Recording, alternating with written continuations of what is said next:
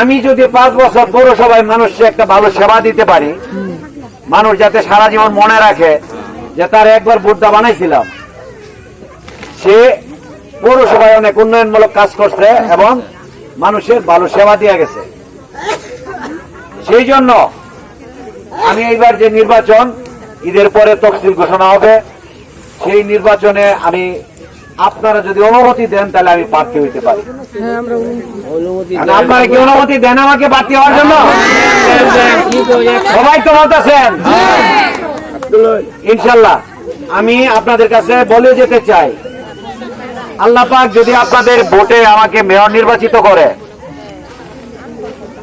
আমার প্রথম কাজ হবে আপনাদের এই রাস্তা। বিশ্বাস করেন, এটা হলো ইমানদারি কথা, বুঝতে পারছেন? ওই সামনে জায়গা কিনতে হবে, সামনে কার জায়গা তার কাছ থেকে কিনাম, সমস্যা নাই, টাকা ছাড়া কাম হইতো না। তার এক কেন্দ্র কিনে আরেক কেন্দ্র দেন, সমস্যা আছে? কেউ ক্ষতি করতাম না, কিন্তু ওই সামনে থেকে পিছ পর্যন্ত যা জায়গা আছে, এটা তো এলাকার লোকজনের মিল্লা 10 ফুট বানায় দিতে হবে নাকি?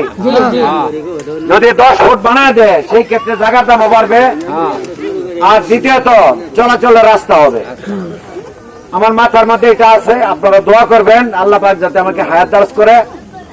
আপনাদের এই মসজিদ, আপনাদের এই রাস্তা এবং আপনাদের যে সকল সমস্যা আছে, এইগুলি যদি আল্লাহ পাক আমাকে মেয়র হিসেবে নির্বাচিত করে, আমি করে দেব ইনশাল্লাহ।